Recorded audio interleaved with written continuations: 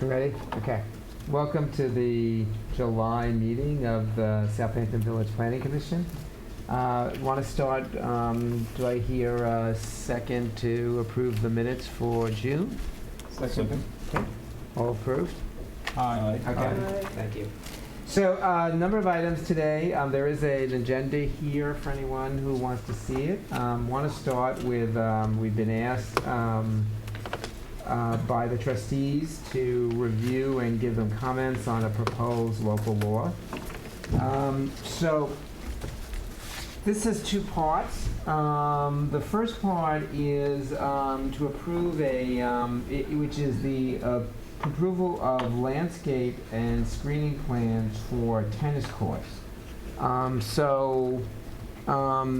Tennis courts are required to have landscape and screening.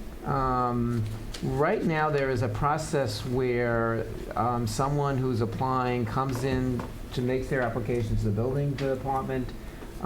They then separately, after review by engineering and environmental planning consultants, go to the planning board to get approval of the lots. But the planning board review is really a ministerial review. If the tennis court meets the guidelines, it's automatically approved. So the recommendation by the building inspector is that these be part of his review of the plan, just like he reviews other things that are required in the application process, and that they not separately go through the planning board. So that's the first, we would, part of that would be to adopt and publish the minimal landscaping and screening specifications, which are not codified now, to make it easier for everyone in the process to understand what they need to do. So the planning board has been using basically certain standards that they expect everyone to meet, but this would put them into the code and allow the building inspector to say, yes, they have been met, or no, they haven't. So that's the first piece, and then we can talk about it and see what people think. The second piece is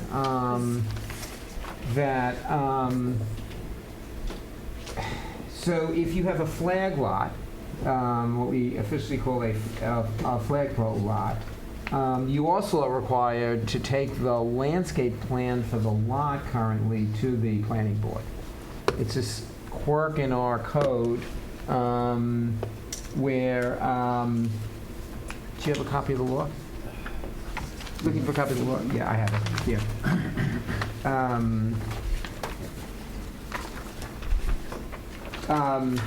Where if you have a regular lot, your landscape plan goes to the ARB along with everything else. If you have a flag lot, for whatever reason, your landscape plan goes to the planning board, and the rest of it goes to the ARB. So, the proposal on the flagpole lots is that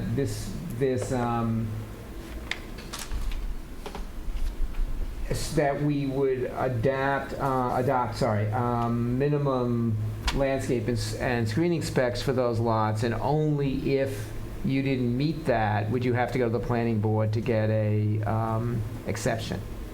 But otherwise, it would just go through the building process in the normal way, and then when it got to the ARB would do its review, part of its review of the entire house plan. So those are the two things that are being proposed. Any comments, questions, thoughts? These landscape plans for flag lots for pools, is that separate? Is that a separate landscape plan as opposed to like if somebody wants to screen the entire lot? Is that separate? I'm not quite sure. It's a good question. I mean, pools clearly have rules about We have rules about setbacks. setbacks and rules about restricting access, but I don't think there are separate landscape rules for pools. I think it's just fencing. I think it's separate Yeah. fence. Yeah. So this is just looking to change and formalize the process. Right, and between the these are both buildings. process, these are not changing the roles, I guess this it's is just process. to streamline it to have it not be so convoluted with other boards. I think that's And fragmented, right. It's, Kind of like Basically- streamlining it. right. It's basically putting it in the hands of the building department. I think setting, well, I guess in two parts. Number one, in effect, these sort of standards have emerged over the years but never been codified. So the idea would be to now codify them and so the- people know what they are, as opposed to having to go to the desk at the building department and say, so what are you looking for? Or what is the planning board looking for? It's something they can hand them and say, this is what you're going to be And this required has to do. been requested by Chris and by that. Well, it's also, I should, in fairness to Chris, I should say, so one of the things that happens is on a regular basis, the chairs of the different boards meet. Yeah. And one of the things we've been talking about is how to not have 2 or 3 boards looking at the same actions.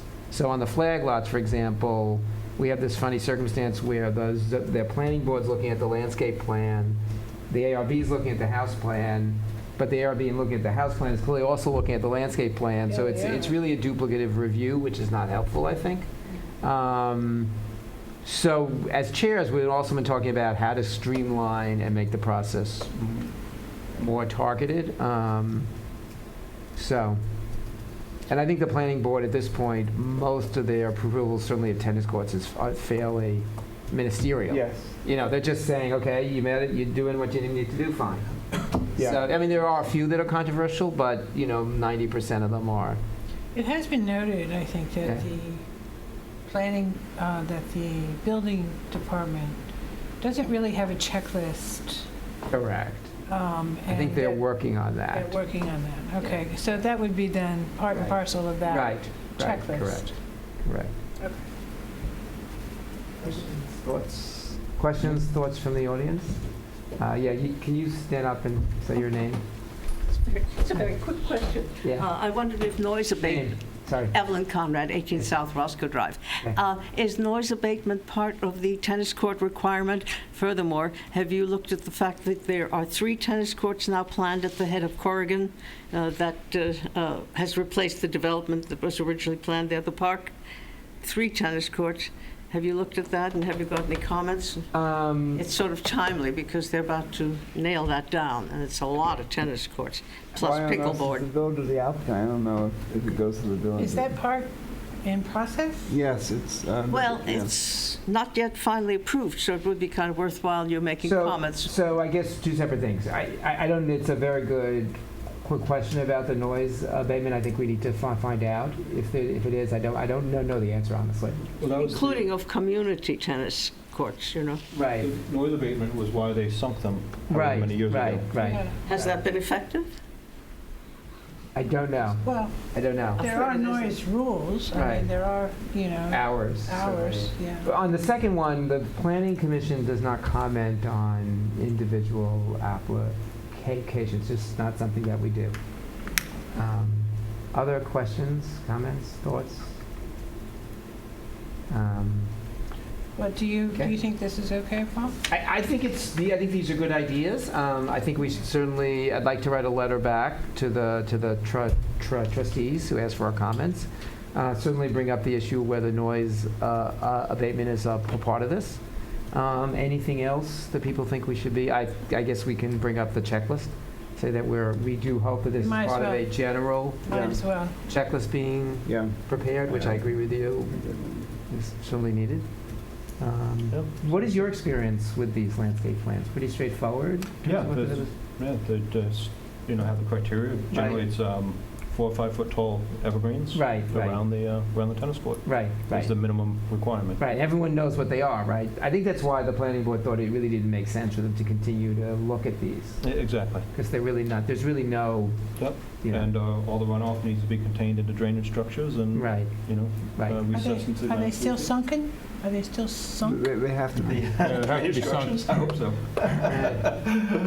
No, the tennis courts. The tennis The courts are tennis still. courts, yeah, right. Absolutely. Yeah, not the drain. There's been a couple on Meadow Lane that have been built at grade, and that's because of groundwater issues.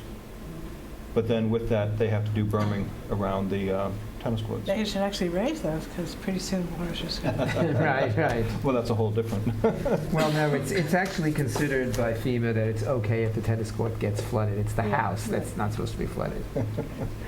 So, okay. Sure, tennis. So do we have an agreement? We'll submit a letter to the trustees Yeah. for their comment. I think there's another public hearing, just so everyone knows about this at the next trustees You need a meeting. motion to approve this, or would? Yep. Do you want to? Sure, I'll make a motion to approve. Second. Sure. Okay. Aye. All right. Okay. So, now for a sort of more complicated issue. So, first of all, thanks to Laura, who's been helping to prepare an outline that we've been working on for several months now in relation to feasibility study for water quality and wastewater management. So we all know that this issue of the water quality in Lake Agawam and the other freshwater ponds in the village has been a prime topic and of great concern. Lake Agawam is currently rated as the most polluted water body of its type in New York State, which is a dubious honor. And connected to that, although not the same issue, but connected to that, the issue of drainage from the village center, which because of its geographic location sends both wastewater and stormwater into the lake. And that is part of a much bigger water system, basically on the east end. All water goes north-south from Noyak and North Sea and areas like that down, in this case, down Windmill Lane and down North Sea Road, all the way from the north end of North Sea Road all the way south, down Windmill Lane and into the lake. And we are geographically the lowest point along that path. So, and that has also harmed the Village Business District in a very significant way. Several years ago, I think decades ago at this point, the county health department put a prohibition on any further wet uses in the village, which means no additional apartments, restaurants, any use that will produce more waste and water. And we can see the impact that's had long term. So the village has been looking at this from several points of view. I think everybody here is aware the village has over several years now, and I would say more aggressively recently, been putting in catch basins around Lake Agawam to slow down the flow of stormwater into the lake. The village recently, I think twice, both for Gin Lane and Job's Lane, has got funding for some of this work. I think the work on Job Lane happened over the winter. So the village has been making progress, but much more progress needs to be made. There was a study of a potential sewer system 4 years ago. There was a decision at that point not to go ahead for several reasons, both a feeling that there had not been enough study to fully understand the causes of the issues in the lake, and also not enough consideration of alternative options, and I would say sticker shock, if you will, about what a sewer plant cost. We were asked by the previous mayor and trustees several months ago to begin to look at this again, a sense that this is something we really need to focus on, and we have been working on a study, and as part of that, the commission led by the now mayor worked on a matrix that went through all of the actions that need to be taken, and there's actually a good deal of information out there now from various studies about what the causes of the issues in the lake are, and there's multiple causes. So this is going to have to be solved in multiple ways. There's the stormwater, there's the septic in the houses around the lake, there's the use of fertilizers both by the houses around the lake and houses further from the lake. There is the wastewater and sewage from the village center. So they all are contributing to the problems that we now There's have. also just residual. Right, and there's also residual. This lake has been polluted over probably 100 years or more. Yeah. And a lot of that, historically, and to some extent still is, although much less now, was actually coming off of the farms that drained into the lake on this north-south passage. So the lake has many problems. The smallest issue, but I think because it's most visible, the ones we all think is the big issue, is the geese. That's actually a fairly small contributor to the issue, although I guess both the noisiest one. So we thought basically, and then let's talk about it, and I'd like to move this and get comments from the audience. That number one, it would be very useful to define what we're trying to do. And it's something that's been a lot of debate in the village for the last, I think, 10 years, which is, are we trying to clean up the lake? Are we trying to create more vitality for the village center? Are we trying to do both? Yes. And so that's one thing. Second is to really inventory now. I don't think we need fresh work, but there's been an enormous amount of work done over the last 10 years about the causes. We have a lot of studies, a lot of counts. We can update those counts, but there's an enormous number of counts of the various pollution levels within the lake and the other lakes for that matter. But inventory all those so everyone is on the same page of what the causes are. Come up with an action plan that is not only about whatever we decide in terms of drainage and wastewater, but also, for example, and I think this has started to get underway, partner with the Lake Agawam Conservancy to see what the homeowners themselves can do to solve some of these issues they are going to have to help solve. That committee actually has just been revamped, so there has been new life put into it. So Right. I think we should be working with them in the future and seeing what they come up with. Terrific. So that would be one step, and then secondly, and then also, bring the property owners and the store owners in the village center into the Conversation. the conversation, So, because this is ultimately something they need to be involved in. right, I apologize, Joe, Yeah. did you say there's actually another group with just that sole task of Agawam? Well, I know that the homeowners actually, with the election, they actually, because that was a hot topic with the election, so Yep. I know a lot of the owners kind of, thought that, maybe it's time that we revisit these issues, and they actually, Right. I believe, met about a month ago, or 3 weeks ago, and they're actually going to start speaking with the town trustees and us or the village board and seeing how they can proceed. Who did they meet with? It was just a group of homeowners that came So they together. didn't reach out to anybody in government? I think they did reach out to the mayor Yes, and to, yeah. Did the and to mayor some of the trustees. Yeah. This is just a first step, but I think, some of the homeowners are newer. I think all the homeowners, if you look at the lake this summer, it's blue. Blue is not a color that comes to mind. So I think everyone's aware that this is really Flesh-eating becoming a bacteria. crisis. Yeah. Comes to mind. So they seem to be re-energized, maybe is the right word. Well, I Yeah. think the odors coming out of the Yeah. lake is kind of energizing them. Depends Right. on which way the wind's Right, blowing. right. I think it's really critical that this so-called committee or whatever is meets in conjunction. Right, correct.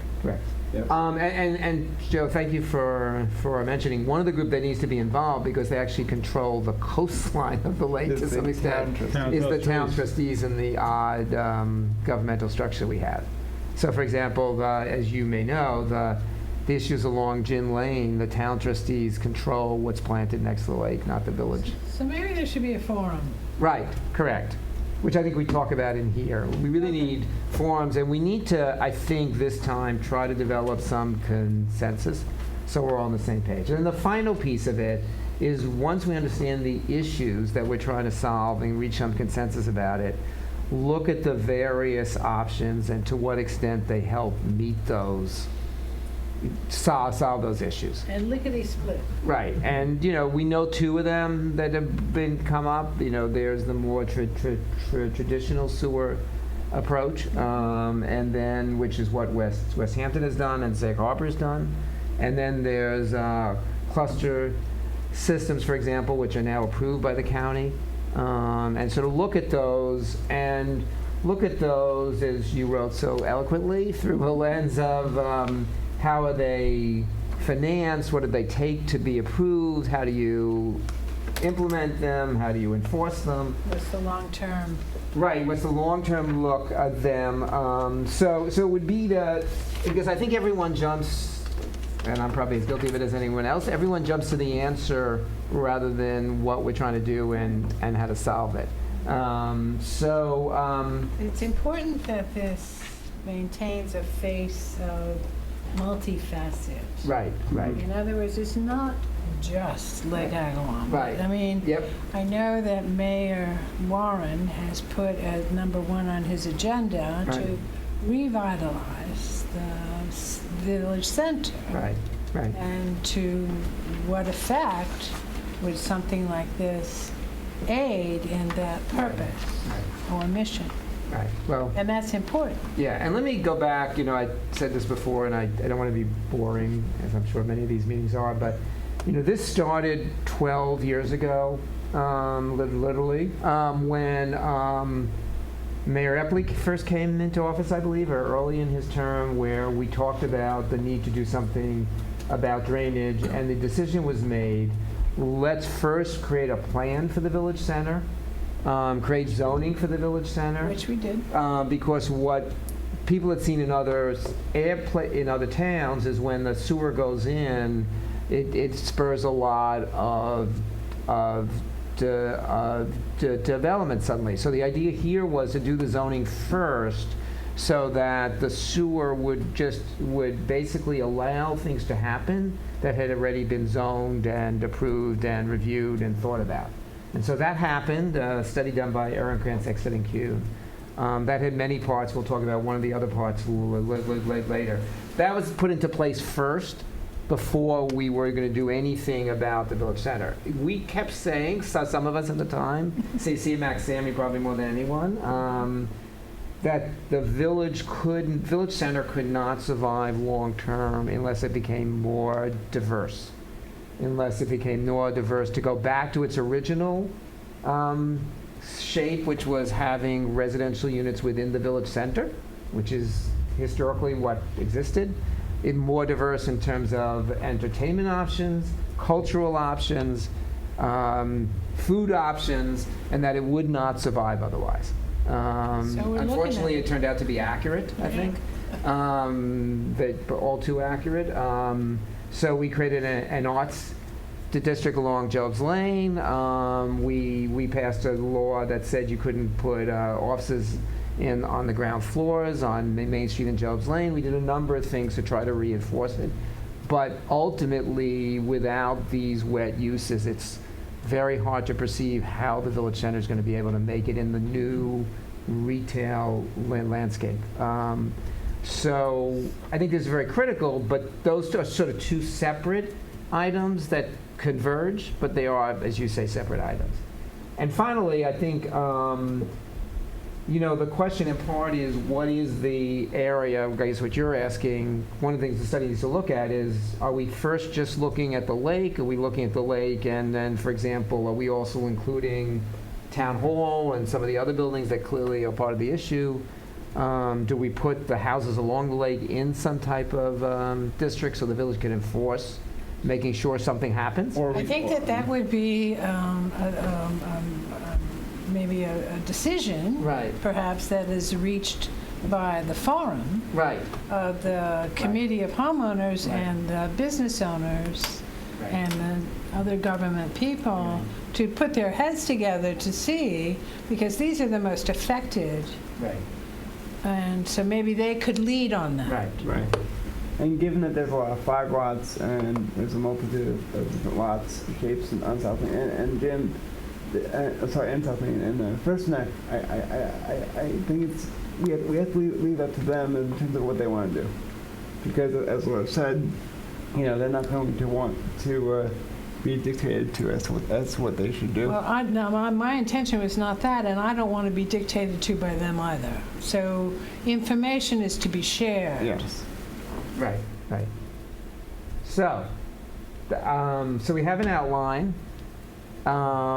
We've been working on it for several months. Would like to, have a meeting with the trustees to talk about this.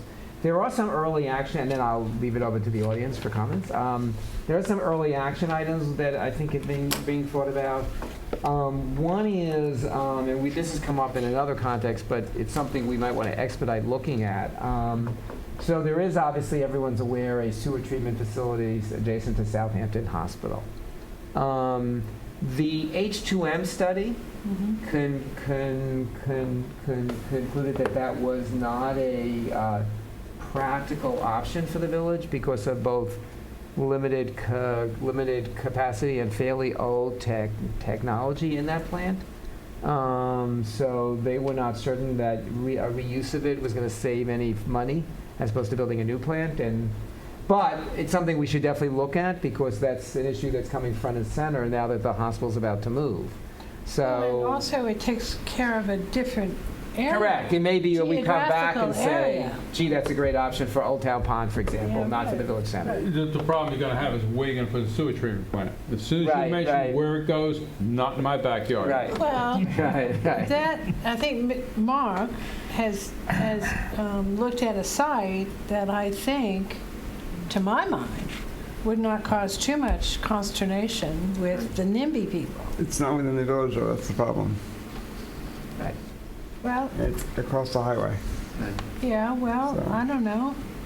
Right, but Can still we- maybe look at, so that's one I thing. meing, is that going to stop, is this highway going to stop us? I mean, come on. Well, the you town know. might, but. Well, maybe we can partner with the town. Yeah. Second is, I'm going to do this in a somewhat different order, updating the flow estimates. So the one thing that I think gets very confusing in all this is they did a study of how much flow you need to manage. I don't think people are aware that actually is out there, but it's probably worth updating to make sure it's still accurate. I believe those. I said on one of the presentations with trustees a couple months ago, it was a public hearing. I believe those cluster sewers can handle up to, I believe it's 30,000 gallons a day. Those cluster sewers. Right, right. But this is right. So the question is, what is the average daily Okay. flow? Yeah. Right, so they actually did an estimate. So they did two estimates, which I think is very important. One is what it is today, and then looking 20 years later, which is what the county and state are going to require us to do anyway, what will the flow be, assuming there's a build-out Yes, and there's a of the village center? What is the flow you need to plan for it. plan for? So that's second, and then third, again, this, and some of the things. So one is, under any of these circumstances, whether it's several cluster systems or a sewer plant or whatever, what bonding authority does the village have available? And so that we understand some of the financial options. That's critical. I think, Right. everybody would agree, and even, the people that are calling into this farm is, Right. it's just the money. Right, and rates are extraordinarily, historically low for triple tax exempts now. They're under 3%, so it's financially incredibly efficient. And so, just as an example, as opposed to saying you're a property owner in the village, you have to finance it yourself, they're not going to get a loan at 2.5%. over a 40-year period, but the village can borrow on that basis. So there may be a way we, in effect, lend to them. They become part of a district and pay it back in fees. The taxpayers pay it. There's a bunch of options, but clearly in the current financial environment, triple tax exempt financing is an incredible tool. And I think, but again, I don't know, so that's the reason we need a study, that the village has quite a bit of bonding authority remaining currently. What if it was a partnership with the town and the village? I mean, Again, that's really possible. So those are the things we need, and it will be to some because extent. they're all moving in the same. Right. We're all moving in the same way. Right, and clearly CPF now is available for some of these, so it will be a partnership, I think. I would hope so. Really. One question was brought up, is the operation of the plant, whether the village was going to do it or whether Suffolk County was going to do it. That's another question. Yeah, it's another money question. Yeah. Right. Okay, so, questions, thoughts from the audience? Yeah. I'm Robert Coburn. I'm a member of the ARB, but I'm here as a citizen tonight. You mentioned that there are two general solutions. One is the sewer route, and the other is the clustered route. But I wanted to just make people aware there is a third option, which is organic treatment. And about a month, maybe 2 months ago now, I brought a gentleman named Dave Potts here to the village. He met with then Mayor Irving, Trustee Allen, a woman named Kathy from Nelson Pope and Voorhees, and Gary Gillespie as well. And he runs a business in Connecticut called Geomatrix. We may have heard of that because the Geomatrix technology is what was used for the new bathrooms down at Agawam. His company actually donated materials and forms that were used to help create the field for those new bathrooms. And he'd want people at this meeting to know a few things. His technologies, first of all, are fully approved for all uses in Connecticut, Rhode Island, and Maine, and in the process in Massachusetts. He's from Shelter Island originally, and he cares deeply about water quality. But he has a few concerns. The things that address nitrates and phosphates, which are two of the real bad issues that cause the problems. The only things that really break them down are biological activity, sun, and air. Combination of all of those help break them down. And he'd want everyone here to know that I forget if it's 39 or 42 states, but most of the states in this country, a cesspool or leaching pit is considered by law to be an illegal underground injection well. Right. It's just not allowed in most states in the country. So we're still putting them in. That's part of the problem. And the other issue is that it puts them down into the ground. That gets it away from light and air and biological activity and root action. So his technologies have two components. One is to keep it near the surface where there's more biological activity, both bacteria and root absorption. And in some instances, in all instances possible, to add in organic material to the aggregate in the flow field so that there's enhanced biological activity. And when these systems are installed correctly, they're 4 to 5 times more effective than the best IA systems in terms of reducing free nitrates, and they're 5 to 10 times more effective in reducing phosphates. How does this differ from RID? I'm not familiar with RID. Well, whatever it is, the stuff you put in your septic system. Well, RID is a type of bacteria. But what this does is this harnesses, he could show you some charts that show you how much bacteria is in the soil going down from surface level down to 5 feet. And basically you have about 90% of the bacteria in the first 8 to 10 inches of soil. And there's bacteria, but it goes down and down from there. So RID is a type of bacteria. The problem with RID is that when you put bleach or OxyClean into anything in your household system, it kills all the bacteria. So if you're using bleach and using RID, you should be only paying for one and not the other. So this keeps it in a place where there's natural bacteria. But you can also increase the concentration of natural bacteria by, for instance, in a shallow leaching field with gravel or sand, adding sawdust or wood chips to the mix. And that can enhance the biological activity by a factor of 10 times or more. How would you do that on a small lot? Well, it's great for small lots. You do it basically just subsurface. You can do it in 2 different ways. You can do a broad subsurface field in the root zone of grass or plants, whatever it might be. And the root action there will do the same thing that the sawdust does. So in that case, you just use gravel or aggregate to spread You the can stuff walk out. on it and play on it. You can walk on it. I mean, he puts systems in under lawns that you don't even see. They last for 80 to 100 years, by the way. They're less expensive to install than IA It's systems. interesting. The concept behind his stuff is actually the basis for the big study that Chris Gobler's team began doing about 15 months ago, the new study in terms of organic treatment methods. It's just something we should all be aware of because it's an important tool. Absolutely. And, he'd also say, with respect to dredging Agawam, for instance, it might not be a bad idea, but first, do some testing to really understand what's in the sediments, because sometimes dredging creates more problems than it solves.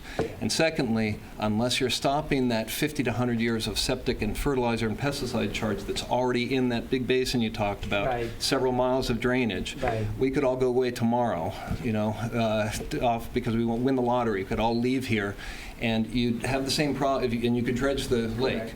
but you'd have the same problem in 12 to 15 years. Yeah. Exactly Yeah. the same problem. So we need to find some way to try to intercept the subsurface flows and treat them in situ. And that can be done with his technologies. Just as one last side note, he didn't put any organic material into the installation that was done down at Agawam. He did non-organic, just shallow drainage to harness the grass and root activity and bacteria in that shallow zone. And I believe he put in 4 different modules. I believe he's only activated one of the modules. How big And- are the modules? I'm sorry? Are the modules size? Yeah, it's about a 15 by 20-foot grid. So there's 4 of those that are in place to handle the septic from that. Only one is being used right now, and they're exceeding the water quality testing versus what they thought they'd get from all 4 of them. One of the points he's trying to prove to the county is that these systems are much, much more effective than they give them credit for. So just as a side note, there may be additional capacity in that system that's down there already to handle some flow out of Job's Lane. Right. But it's a really important technology, I think, I'd love to meet with this homeowners group around Agawam, because he has an ability, without putting in new systems just subsurface, to spec for a contractor to come in, dig a trench, let's say 10 feet off the lake in each lawn, downgrade from where their septic systems may be, and to install this same technology and intercept nitrates and phosphates. And the last thing I know I've spoken a while, but the last thing to say, he would let you know that it's not an even flow into the lake. Given the soil geologies and some clays and all of that, we'd probably find, he felt that, and I drove around the lake a couple times, that in no more than 200 or 300 yards of that border of the lake, and it's about a 2.5-mile border in total, probably 80% of the subsurface water flows in. We just need to find where that is. Once we find where those concentrations are, you do some water testing, and you'll find that some of them are more acceptable quality, and some of them are really bad. And you can then target where to apply this technology pretty effectively. It's inexpensive, pretty effective. It's called Geomatrix. Geomatrix is his company. He's not looking to make any money here, I'm just because his curious. products really are intended for new residential construction for the most part. He has a large business where he advises huge corporations on their big plants and installations and cleanups. He doesn't do this type of work on an advisory basis, but I think he'd give us some free consulting, given the relationship I have with him. Anyway, just wanted to, yeah. We had a gentleman come in here about 10 years ago telling us about using wood chips and leaves and everything else, Yep. digging swales along the side of the road. Do you Yes. remember Yeah, remember that yeah, gentleman? yeah. And he was trying to get the health department to approve this. And this is along the same lines It is as along the you're same lines. mentioning. Yeah. When we met, the mayor and Gary Gillespie mentioned that there had been 19 drainage rings put in Job's Lane, and I think 54 in total around the village in the last 24 months or so. And immediately Dave Potts said, "What did you put in them?" I said, "Well, what do you mean? Some of them are void entirely and some have gravel in them." He said, "Did you put any wood chips in?" And they said no. He said, "Okay, well, the wood chips would reduce the immediate stormwater capacity, Right, right. but they would increase by a factor of 10 times or more they give you treatment, and really effective treatment. Right. They really activate, especially when things get wet and dry out. That's an environment where bacteria actually really thrive. Right. And so he said, well, that's a missed opportunity, but going forward you can. Right. So I think Gary was going to follow up with him to learn about just this sort of thing. Leaf debris, Yeah. wood chips, we get a lot of those around. And various departments of health say that these systems are good. Yeah, 3 different states have approved it fully. Suffolk County's in the process of looking at them. They And it are is- looking Yeah. They've given general waivers for them already. The Cumberland Farms that we see on Route 111, if you go in and out of the city, that has a geomatrix design system there. It's exceeding its design requirements by a factor of 1.5 to 2 times. So that's clearly one of the things we should. Yeah. I mean, it's interesting because Thanks. for a while now, in sort of more modern parking, the design, people have used a variant of this for drainage, so that the drainage, Permeable? permeable Permeable, paving and then right. organic material underneath, because parking lots are enormous holders of water, particularly here, but certainly any low-lying area, and a lot of towns have looked at parking lots as a way to hold stormwater, basically. Right. Major way to hold stormwater. Interesting. So thank you. I'm sorry, I have one other quick Yeah. thing to say. If he were here, he would say, and you're just the body to make this type of recommendation, someone should recommend to our trustees that we immediately stop the sale and use of fertilizers in the village. Right. Really bad. And I know everyone's going to hate hearing that. I use them, but I use them lightly on my property, but I gladly give them up, given what I know now about what they do to add to Even this the problem. organic one. Even the organic ones, it's just the nitrates and the phosphates. Once they're there, they're there. Doesn't matter whether it's organic You're or... going to have to convince the people who like green lawns. Yeah. Well, his systems, by the way, if someone installed their system subsurface on their It would lawn, be it would be greener than if It they would be very fertilized it. green. Yeah, Yeah. but of course, not everyone's going to do that overnight. But he said that's, Sure. probably causing 40 to 50% of the problem in Lake Agawam Fertilizers right are now, major fertilizers and pesticides. And we don't control, I mean, the other thing we always have to remember is, and we should be doing in the village, I would certainly agree, but the other issue we historically have is we are where the drainage from the rest of the town comes. So we get the gift of all the drainage from the area around us is coming through us, and so even if we prohibit fertilizers, we're still going to get fertilizers in the system because they're coming through, and historically have been there. A lot of it is historic, actually. We still get farm, materials from farms that don't exist now for quite a while in most of that area, but there's still soil that has all that material draining into the lake. So, other comments from the audience, thoughts?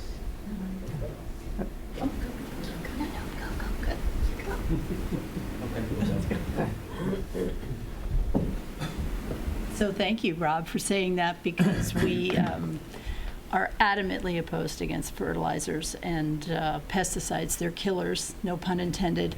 But having said that, we are teeing up Edwina Van Gaal to speak at our next Board of Trustees meeting.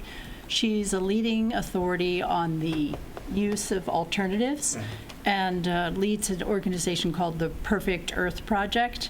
I encourage everybody to attend that. I mean, what Rob said was spot on. I mean, these fertilizers and pesticides just run right into our lake and multiple water bodies, everybody, not just that. The other thing is we have begun researching what we can do as legislators around that. And the news isn't very good. Apparently, we can't do anything. Other states allow you to, but we have a very strong lobby in that industry, and they're very effective. But I think that's something we'd like to push and test, and we're both standing here because we both feel very strongly about this. I would only add that regarding fertilizers, Dr. Gobler at one of his presentations had actually suggested using fertilizers made organically of locally sourced material, so using seaweeds and other things like that. So we're actually not adding new imported fertilizers into our ecosystem. We're actually taking the nitrates and phosphates out of our system and then actually putting them back in, so we're not adding anything new into it. Right. By the way, I may still be part of the Planning Commission. If I'm allowed to, if it checks out, I will be back in my seat. I'll be back in my seat next meeting. So I just wanted to let everyone know that.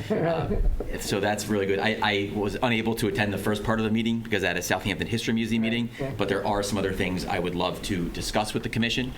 So maybe at the end of the meeting, I will. There is a local gentleman in Watermill who is connected with the Halsey, Joanna Halsey, who runs the Green Thumb. His name is Steve Storch, and he has a company that does, I buy his product, we call it Moon Juice, my friend and I. It's not a fertilizer. He brews it, it's a tea, it's all organic, and he uses it, and I use it to, for my plants, for all of my ornamentals. And there are two ways of application. One is in the soil, usually at the beginning of the growing season and at the end. And then the other one application is just to flick it on there. It's water-based, and it's incredible. And there's no nitrogen, no phosphorus, no nada. So that's a local guy. I can, in addition to your lady, he might be somebody to reach out to as well. He's a bit of a funny fellow. Very committed to his... An East End character. Yes, there he is. Very committed to his process. Laura, you call it local color. Okay, local color. But anyway, just to let you know, I've been using it for 4 years. It's wonderful. That's good to know, Laura, but hopefully you can come and others from the Planning Commission at our next meeting. And we've told her she has about 25, 30 minutes, but if you ask questions, I think we'll get a lot of good answers. So thank you. Thank you. A few other quick things. I'm really excited about Edwina von Gaal coming to the next meeting, so I would encourage everyone to attend. I may have missed part earlier, but we have met with the Lake Agawam Conservation Group. We mentioned that, but if you could talk a little bit about it, it'd be great. So we have two new potential presidents, co-presidents who are willing to take over.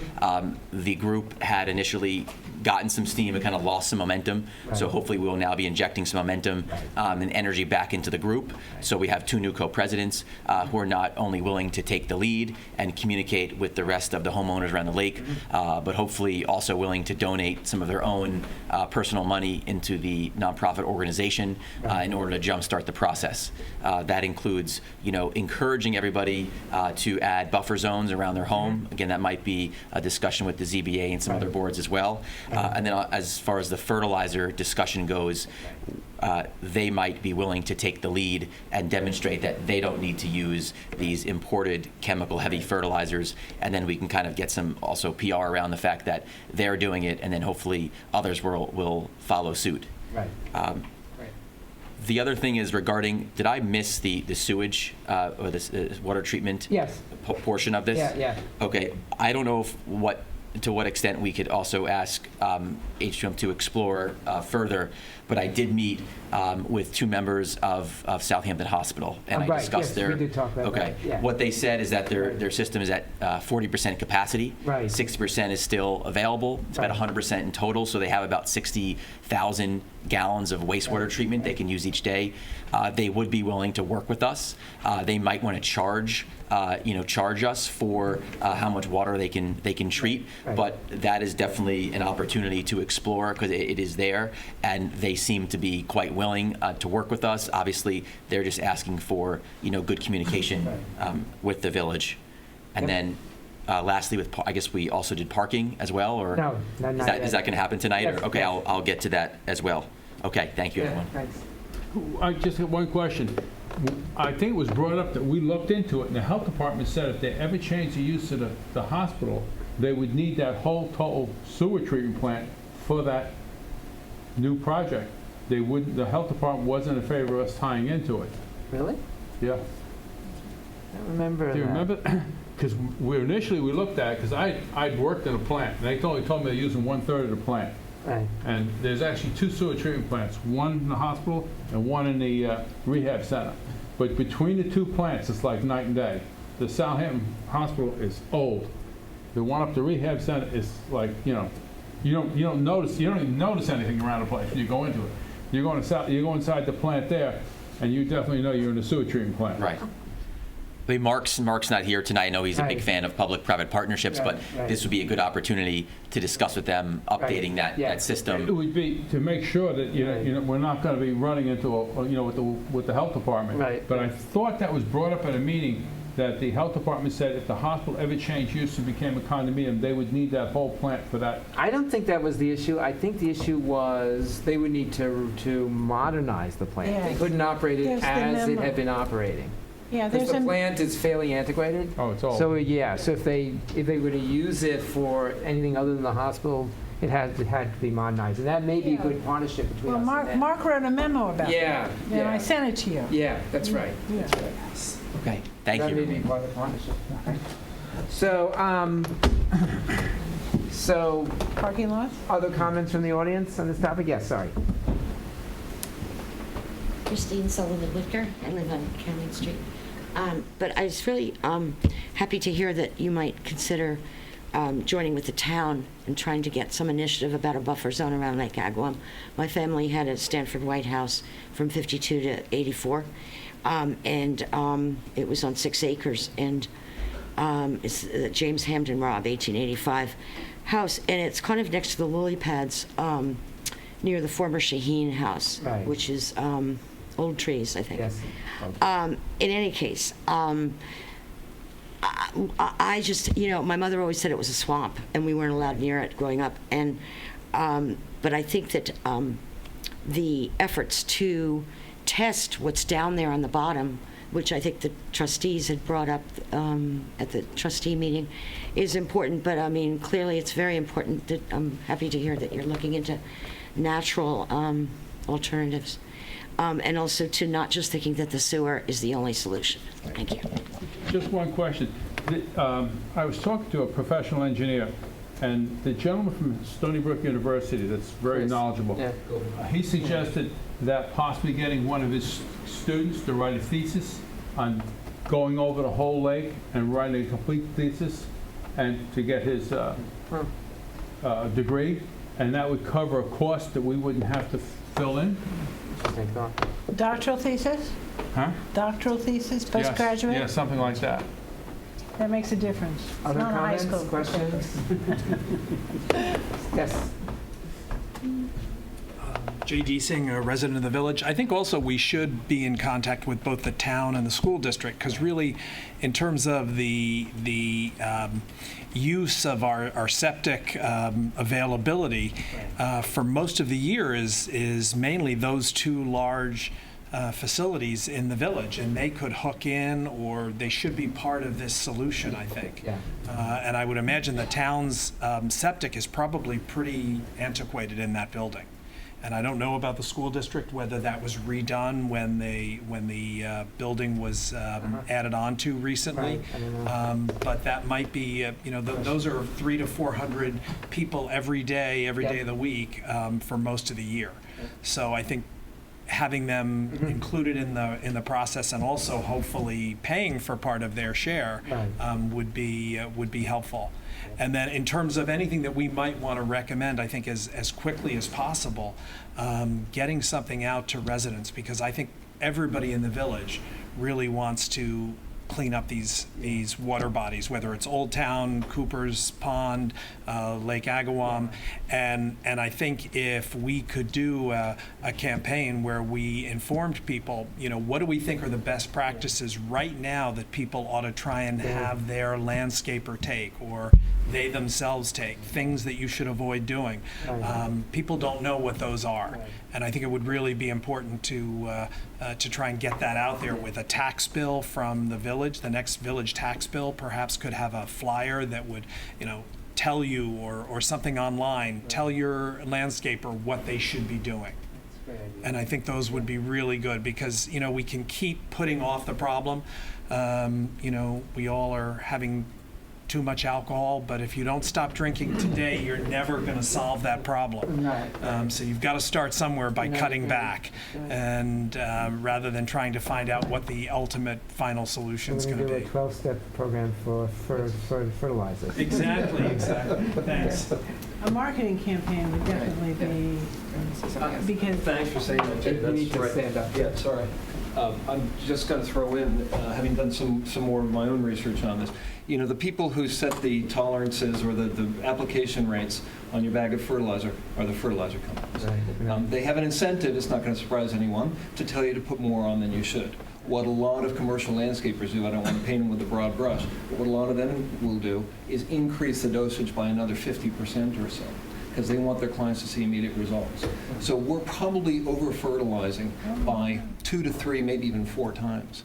There are ways to apply fertilizer where very little of it runs off, but given the practices that are around, so the idea of informing people that they can tell their landscapers to cut the dosage in half, and they'll almost certainly save, well, they will certainly save money, and they'll almost certainly have the same results.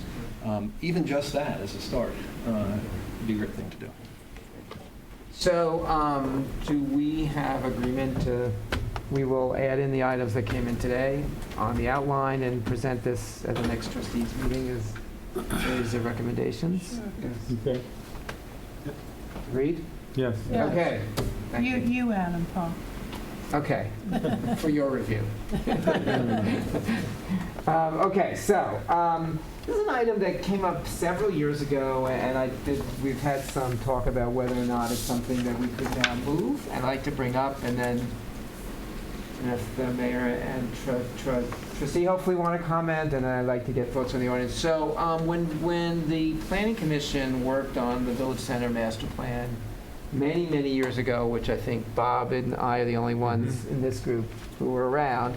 One of the major, were you there? Oh, yeah, and Laura, sorry. One of the major recommendations from the consulting team, which ended up in the design guidelines, was that the village redo the parking lots for several reasons. One is to centralized parking so that we don't have all these individual lots which provide actually more parking than we need and take up an enormous amount of land. I'm not here, but there's a photo somewhere in Village Hall of the Village Center, which is 90% parking lot and 10% built buildings. Secondly, and I think that really want to focus on this, the perception of public infrastructure as leading the way, and the deterioration of the public infrastructure and the impact it has on the way the public perceives space. So the parking lots, which are in desperate need of repair, not well landscaped, you could go on and on, I think give a lot of clues that are the wrong clues to someone who might want to come here to shop or to eat or to hang out or go to a museum or whatever. And then third, and this was where, it seemed like serendipity that the parking lots were a major opportunity to deal with stormwater control, particularly this central lot in back of Village Hall and really the block bounded by Windmill, Nugent, Main, and Jobs, which covers an enormous amount of land, is owned by the village, bought by a far-seeing mayor many, many years ago, and really is right in the path of a lot of the stormwater drainage. So they had put together a plan, which is in the design guidelines, that looked at a proposed new parking lot that would have a permeable paving, and would also allow us an opportunity to redo the landscaping, which is really desperately in need of being redone, to be kind. And to add levels. And maybe add levels. So that was something they had strongly recommended. it's now on the village website and the design guidelines, and in all the conversations that have been happening in the last year in the village, this whole topic of all of our concerns about what's happening in the village center, one of the conversations that's beginning to happen is maybe this could be an initial project we could do that would do many things at once, would deal with stormwater drainage, would be helpful, I think extremely helpful to the merchants in terms of attracting shoppers who are then seeing a much better environment. And last and not least, really dealing with drainage. I mean, I would add, just as a final thought, East Hampton did a project many years ago now, redid all their parking lots. And I don't think it is a complete, I don't think it's the only reason, there's multiple reasons, but one of the reasons East Hampton does so well is when you go into those lots, you get a message that this is a first-class shopping area that really resonates. And I'm afraid that when you go into this lot, you get a message that this is 1965 and someone forgot to change the There's television also channel. a better flow of the parking lot in East Hampton. Right, and there's a lot to be, and the other thing, and there are a lot of other issues. The signage is terrible. If you come into the village, you don't know where the parking lots are. There's no sign that tells you this is the They way to should be go. paid. Right, They should- there's no, like in East Hampton, they control parking at peak hours. You pay whether or not that's a good idea or a bad idea. But there is a lot, and finally, when they redid their main parking lot, they got significantly more spots, and one of the points that EK had made is we have an incredibly inefficient lot that could provide significantly more spots. So. Pardon me. Get my bicycle. Forgot where I parked. And I would add, we need bike parking in the lot. We need bike parking. We badly need bike parking in the lot so people don't get a ticket on Main Street. Comments, thoughts? I don't know if you, Jesse. I have a or few Ken, comments, you unless wanna say- Evelyn, would you like to go first? Just one quick one. Yeah. Many of the heritage cities around the world today, and it's a pleasure, forbid cars in the center of town. And I'm just thinking what you would do to revive Hill Street as a residential area instead of a highway if you shut off the business district from car travel. Have you considered it all? We looked at, certainly, I think, and part of the plan was to make it much easier for pedestrians and bicycles for that matter to use the village center to navigate around the village center. Certainly more access to the train is going to help long term. I don't know at this point that given the very high rate of car ownership now, whether you could do that here. And the experience in America, as someone who's been working on this a long time, is that there's a very mixed record when people have shut off streets to cars in terms of what that does. Some have worked, some have not worked. We act differently than Europeans. So I know it's worked very well in Europe, and you can certainly, for example, I worked on a project in Florida where it worked extremely well and really changed the city. I worked on another project in New York City where they finally had to tear it out because literally every store was shutting down. So it's a complicated issue. It's certainly worth thinking about. Yeah. Okay.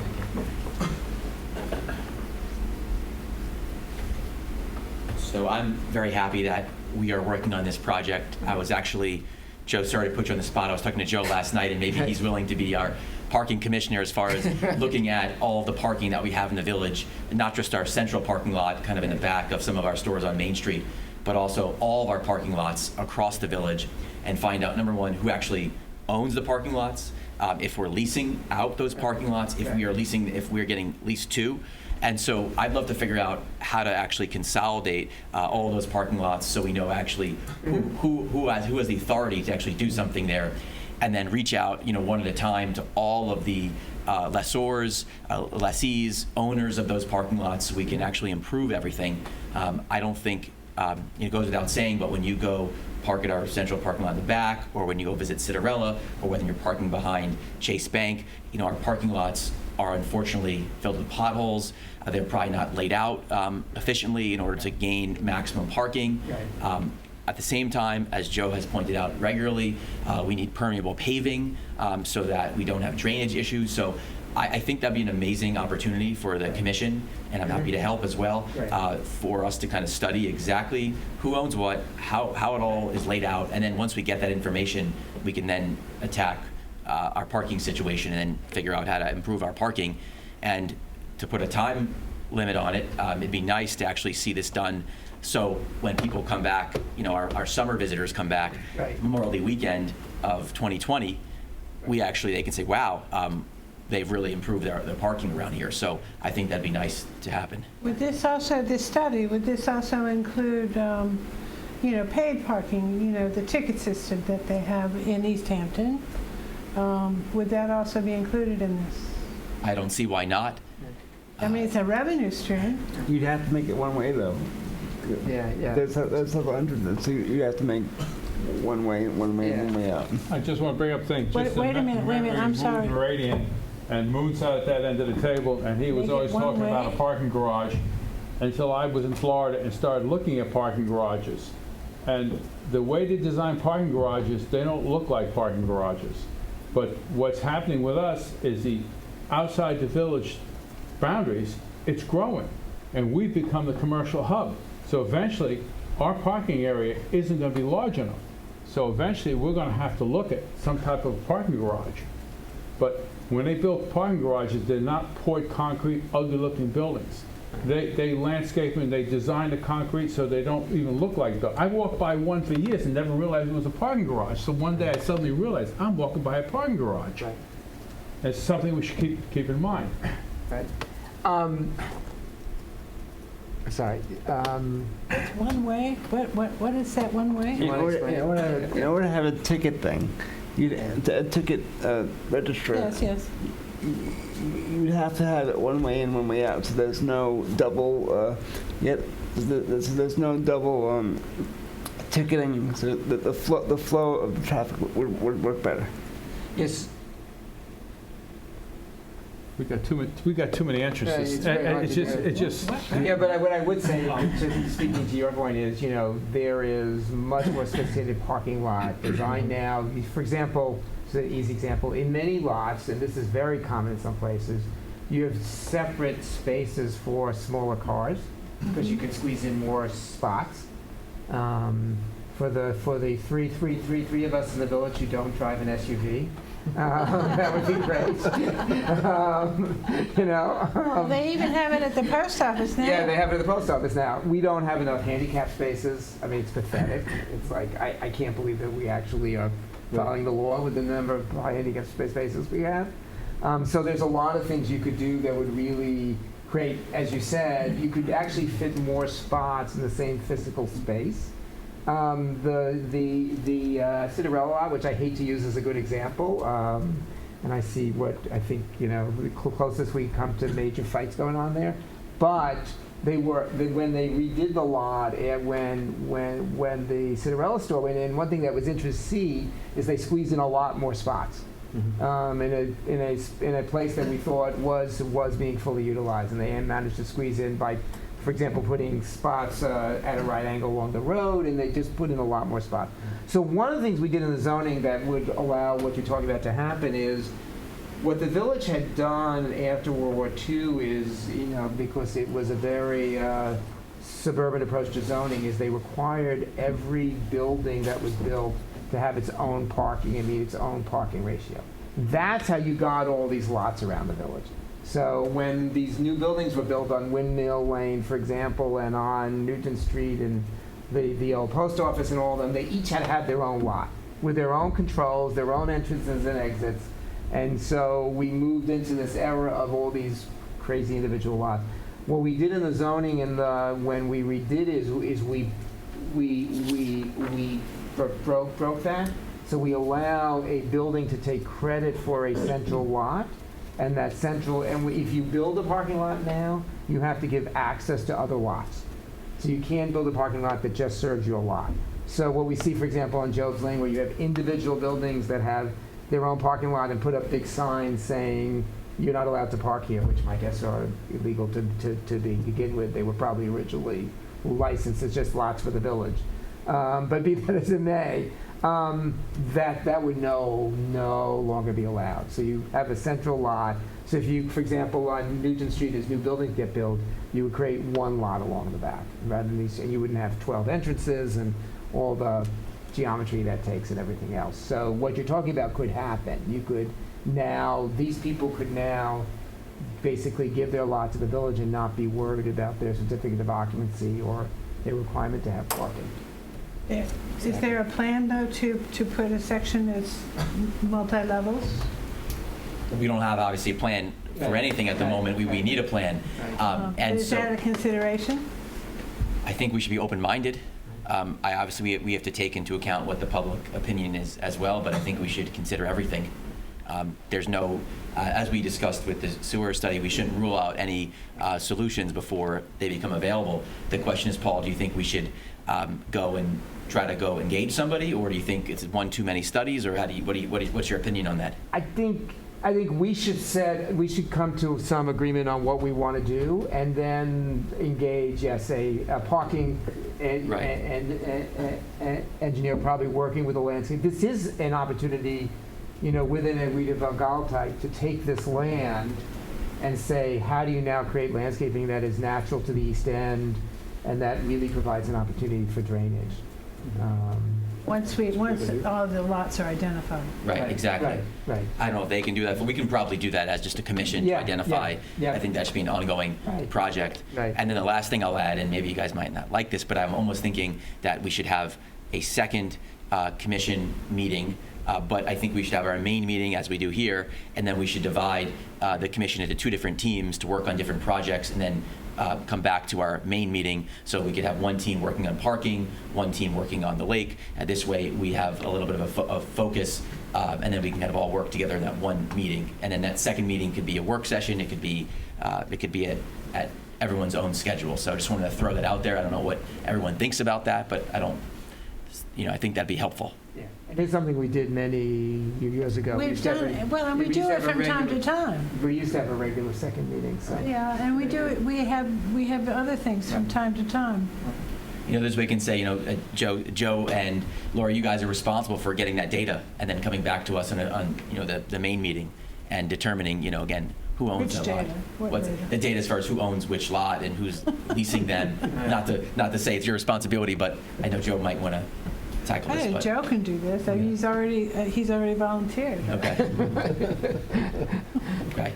That's all for this evening. So thank you, everybody. Thanks. So this is great.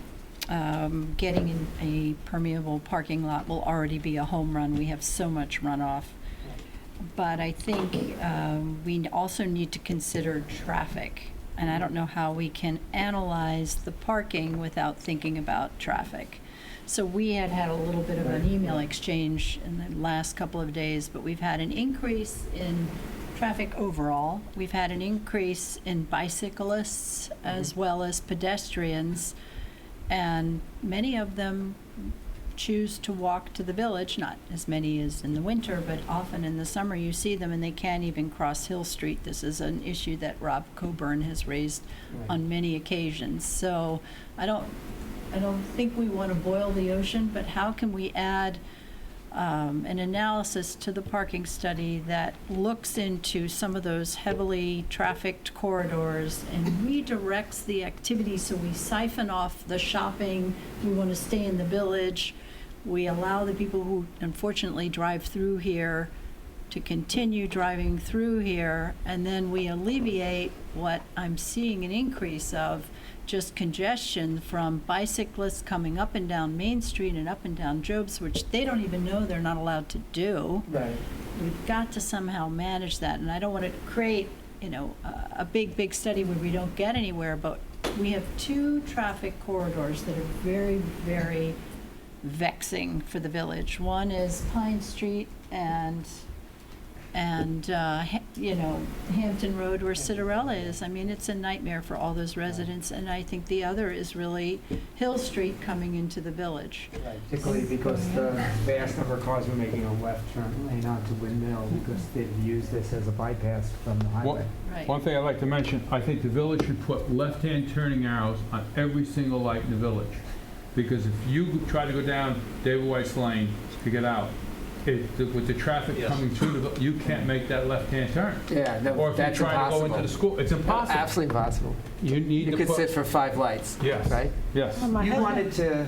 Yeah. Can I just finish that Yeah. one comment? And so thank you for raising that. We have a left-hand light problem right up here on Main Street, heading left on Meeting House Lane. And we don't switch the lights, but our folks have to be there when it happens. So Gary's aware of this, but that's a really, really good point, Bob.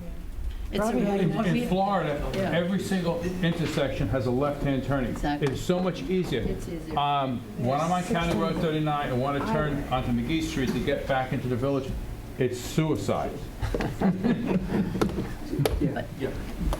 My husband had an accident there. Did he? Yeah, same thing. The reason, he was turning and somebody, My name's Joseph Chabot, and one thing I heard here tonight, actually, that could hopefully alleviate a lot of the issues that I've been hearing with traffic and things of that nature, was brought up was the ticketing system for the cars, for parking. I was a former deputy clerk for the village of Spring Valley, and I'm an activist in the village of Nyack. And in Nyack, we had implemented the paid parking. When we did, one thing we noticed, and business was struggling in the village of Nyack, when we implemented it, we saw it all of a sudden start to decrease.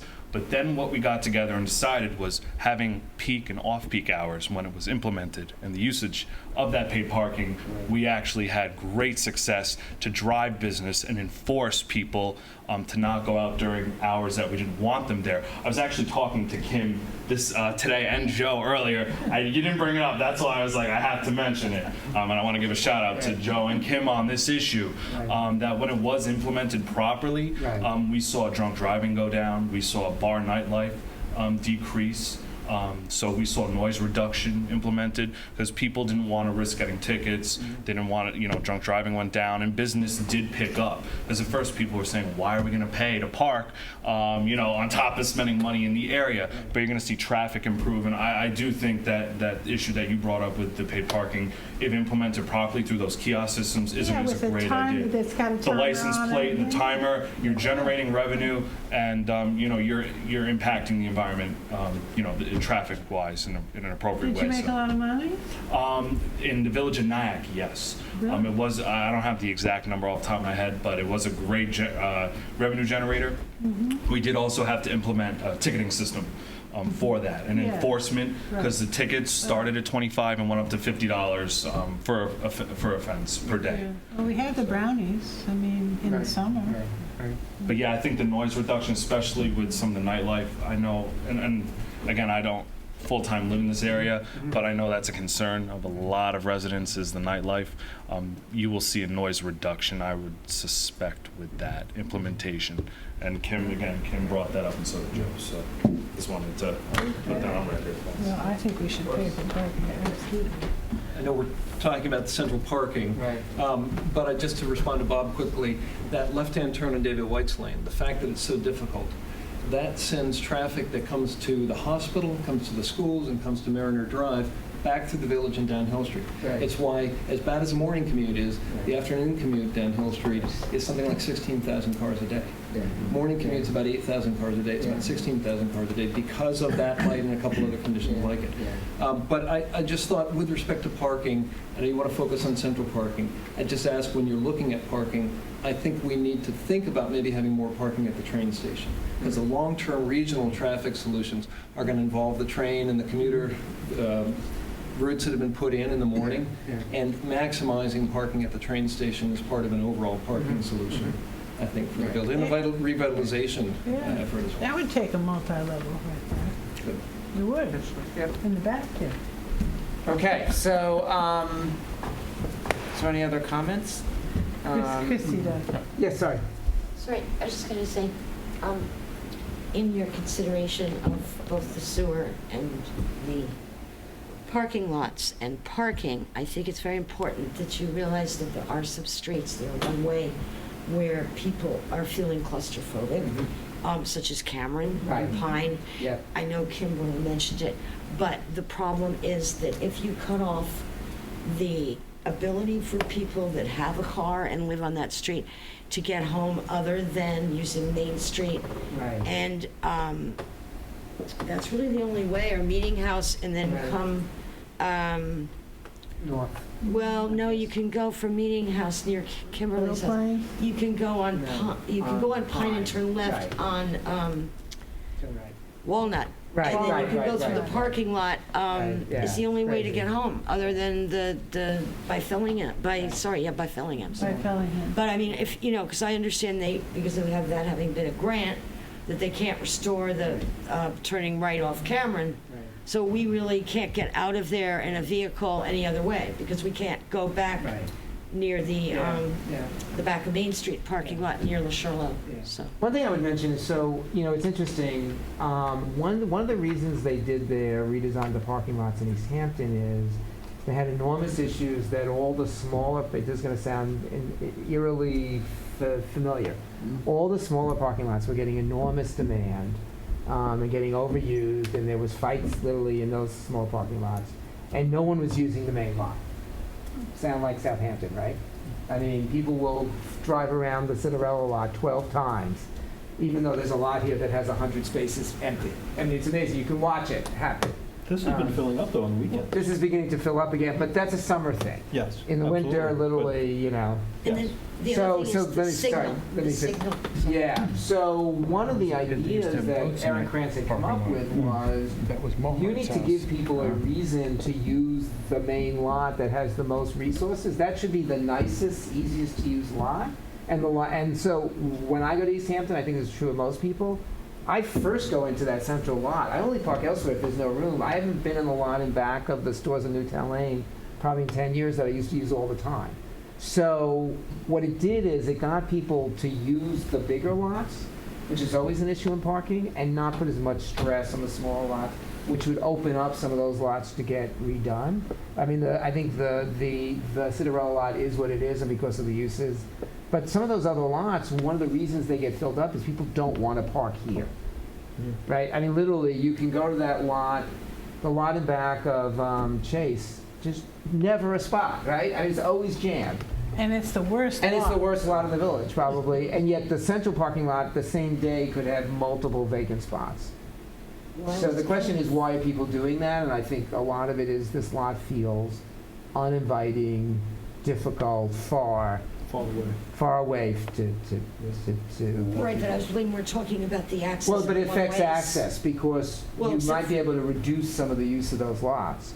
Well, I wasn't concerned about that, it's just to make sure you don't cut it off, because otherwise we have no way to get anywhere from Cameron Street. Right, but what I'm saying is the stress in part is caused by the fact that there's so much use of those lots. So you might be able to actually reduce the use and create more I think access. it's you can't turn right on Red on Pine Street. Right. And so you have to wait, only 4 cars can get through the light, I've discussed that with Russell. Right. And the fact that there's just a lot of traffic on Cameron with Yeah. the Cinderella egress. Right. Which makes sense, I understand it. Right. But I'm just saying, as long as you don't, in your planning, Right. cut off the ability for people to get through a parking lot, to use both of those ways in a vehicle. But the other thing I'd like to do is get people not to always go to that lot. So for example, if you stand in that lot, you'll see at least half of the people are walking to Main Street. Even though it's actually physically further than this lot, but people will use that lot first.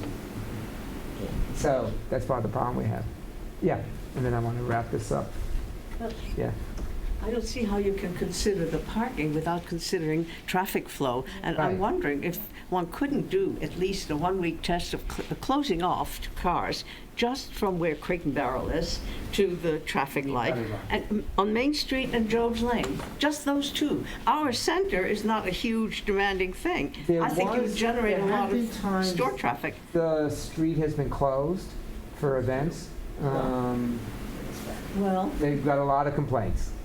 Sure, that's the first thing that happens. What's the second thing? Well, no, from the merchants, that they really saw an impact.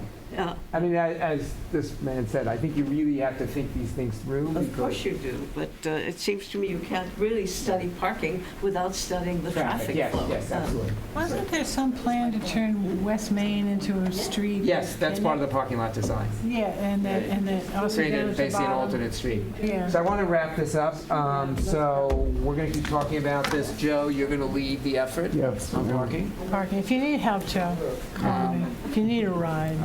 Eldon Scott is not here. I wanted him to lead the conversation about updating the code, so I'm going to put that for our next meeting, maybe first. I know there's Historic? people here, yes, Historic. there's a lot of interest in it, but I'd like Eldon to be here for that conversation. Well, Eldon should be here. Yeah. Isn't that what you just said? Yes. Great minds think alike. All right, so any other comments, thoughts of the commission? Okay, so that's the conclusion of the July meeting. I make a motion to conclude the meeting. Thank you. Second. Motion carried.